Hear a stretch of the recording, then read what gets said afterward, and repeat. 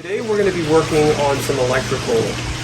This is a pool that we recently installed a new automated pool system, and some of the electrical breakers in the sub panel need some attention. So we're going to be changing out some of those breakers and updating and making sure that everything inside that sub panel is safe and up to the electrical code. So the first thing that we're going to want to do is we want to shut down all the power going to the pool equipment area. So you have to locate the main breaker panel, and as you can see, there's really nothing in here that's labeled. So it's going to be really hard for people who have to work on anything electrical on this house to know what's going on without turning everything off and testing everything and running back and forth. But we're going to try turning off this top 50 amp breaker because that's pretty typical of what a pool would have. So we're going to turn that one off and go check our power at the pool equipment, and if we find out that this is the breaker that we need, then we're going to come back and we're going to label that, so whoever works on this the next time will know exactly what breaker they need to turn off to work on the pool equipment. So we're back over here by the pool equipment, and I can already tell because all the pumps shut down that we did get the correct breaker. However, I am hearing noise from this mechanical time clock. So that tells me that there's another breaker that's feeding that. So you can't ever assume that one breaker is necessarily going to everything. So we're going to take the panel right here off because this is our sub panel, and this is what we're going to work on today. We're going to be changing out and getting rid of all these breakers. So we're going to open up and take this panel off, and we're going to test everything inside, make sure there's no electricity going to any of that. And I believe that's the timer for the lights from an old water feature. So we're probably just going to leave that alone because that's not connected to any of our pool stuff, and we're not working on any of that.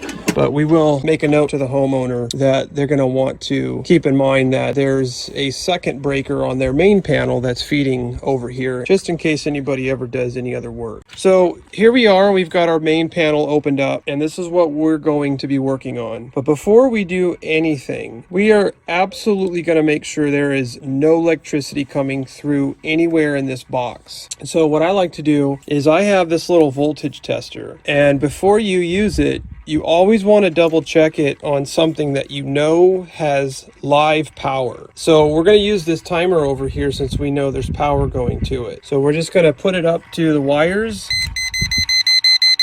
and right away you can tell that it's live.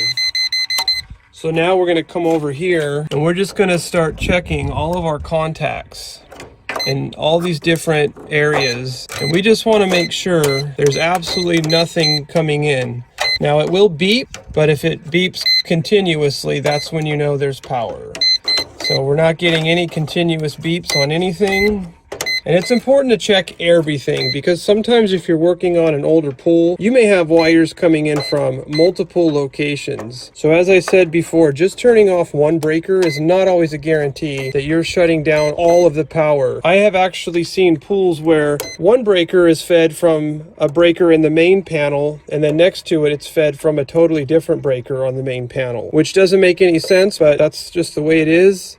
And those are the things that we run into. So now that we know that this is completely dead, we still want to go one step further. We're going to use this voltage meter, and pretty much any brand will work. You just want to make sure that it's working correctly. You test it periodically. So right now we're going to go ahead and use this timer again, and we're going to just test it and confirm the power that's coming into that. So we're checking all of the live wires that are coming in. 247, which in normal terms is what they refer to as 220. So I have confidence that this is working and that my little voltage tester is also accurate, but just one more time, we are going to test all of our leads over here. I feel confident now that there's no power at all going to what we're going to work on right now. We are taking all these breakers out. This one here doesn't even go to anything, so it may have one time been the breaker for the water feature lights. So we're going to just completely take this and remove it. And then also, this is for the control system here. This is the one that does all the work, turning everything on and off.